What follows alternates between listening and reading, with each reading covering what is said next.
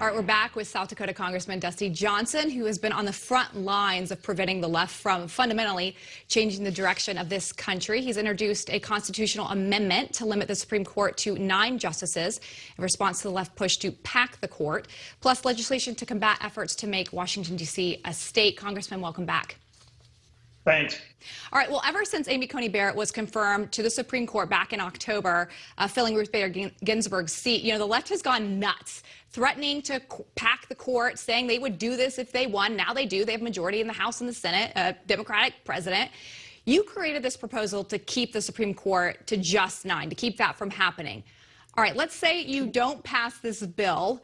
I hope that you do, but let's say you don't. Walk us through what happens. Can Democrats change the number of justices by just passing a piece of legislation? Is it that simple to just have, a simple majority to vote this through? Unfortunately, that is true. A lot of people think 9 justices is in the Constitution. It's actually not. The Constitution is silent about that. So that means you just have to have the House, controlled by Democrats, and the Senate, controlled by the Democrats, pass legislation and have it signed into law by the Democratic president.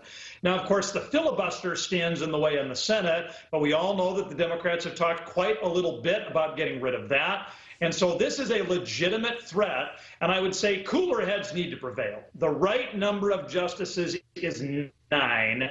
If you get 13 or 15, we all know a committee, once it gets past about 7 or 9, gets less productive.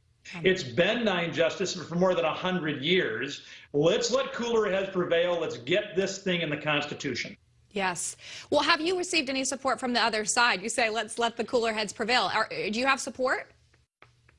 It's going gangbusters on the Republican side. On the Democratic side, there are some who have privately told me they do not want to pack the court. Okay. They think moving to 13 or 15 is a big problem. They have not yet reached out to get on the bill, but I'm going to keep working on them. All right. Give me a hope. Is this like a handful of people? Is this like a dozen people? Oh, I've had 2 or 3 that have talked to me about it, but listen, I don't want to get your hopes up. Getting 218 votes for this in Nancy Pelosi's House is going to be a real stretch. But sometimes we introduce these pieces of legislation so they can gain momentum. I'll tell you what, Republicans are taking back the House in 2 years, so we are not as far away from this as maybe we think. Okay, I pray that's true. Because Biden has never given us a strong answer on where he stands packing the court. This is him from back in October at a town hall. Take a listen. I have not been a fan of court packing because I think it just generates what will happen. Whoever wins, it just keeps moving in a way that is inconsistent with what is going to be manageable. So you're still not a fan? Well, I'm not a fan. I then say it depends on how this turns out. So if they vote on it before the election, you are open to expanding the court? I'm open to considering what happens from that point on. Clear as mud. Clear as mud. You're so right. He said that he would give us an answer once he was elected. He has not. He did appoint this bipartisan commission last week. Are you worried about that? Does that give you hope or does that give you concern? Well, I have real concern, in part because, and we talked about this, how the president has conducted himself since inaugural day. So much of the rhetoric has been good, but so many of the actions have been unilateral. President Biden has to pick a lane. For something like his COVID relief package, if he is going to get to 218 votes in the House with Democrats, then it's going to be this big, massive bill. But if he wants to do something bipartisan, then he's going to need to upset the AOC wing of his party and go with something smaller. The same is true with the federal judiciary. He is going to get to appoint plenty of judges as president of the United States. If he's willing to work with Republicans to get good men and women confirmed, then he's going to have that opportunity. But if he wants to blow the Supreme Court up, then he is going to have to reap what he's sown.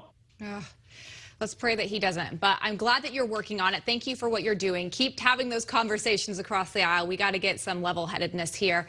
The next big issue is making D.C. a state. Something the Democrats have been talking about for a long time. And Senator Tom Carper, he's presented legislation to make D.C. a state. He's been trying to do this since 2013, by the way.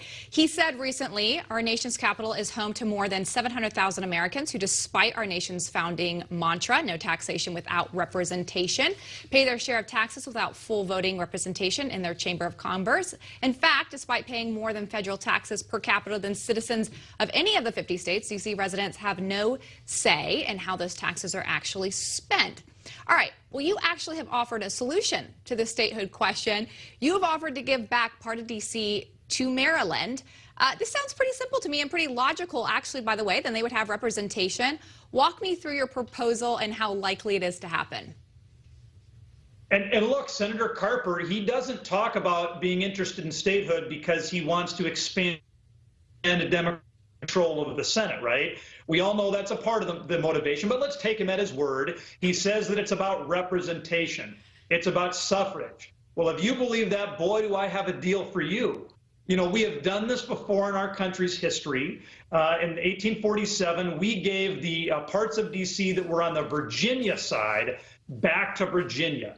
Those folks became Virginia residents, and they have been voting ever since then for Virginia United States senators. It hasn't hurt them a bit. Arlington, Virginia is doing just fine.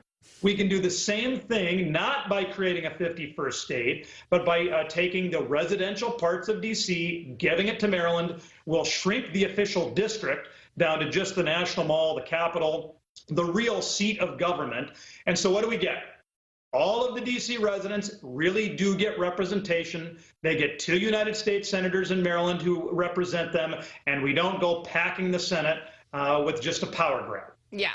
You are kind to say that he cares about them, but I think you're right. This is more about a power grab. You also have many other people on the left who are asking for this. With all that said, do you have any support across the aisle to not make D.C. a state? Well, not yet, and politically it's very easy to see why. They really think that they're going to get D.C. statehood. President Biden and others have said they're in favor of it. There is no way they would take my half a loaf if they can get their whole loaf. So job number 1 is let's kill D.C. statehood. Job number 2, let's get those Americans representation in the U.S. Senate, not through a 51st state, but through my bill. All right. Thanks for doing the hard work. You got to keep talking across the aisle because we got to get someone to join in. And thank you for what you're doing. Hope to check back in with you soon. Thanks for having me. All right. Well, coming up, another way for Republicans to keep Democrats from taking the country.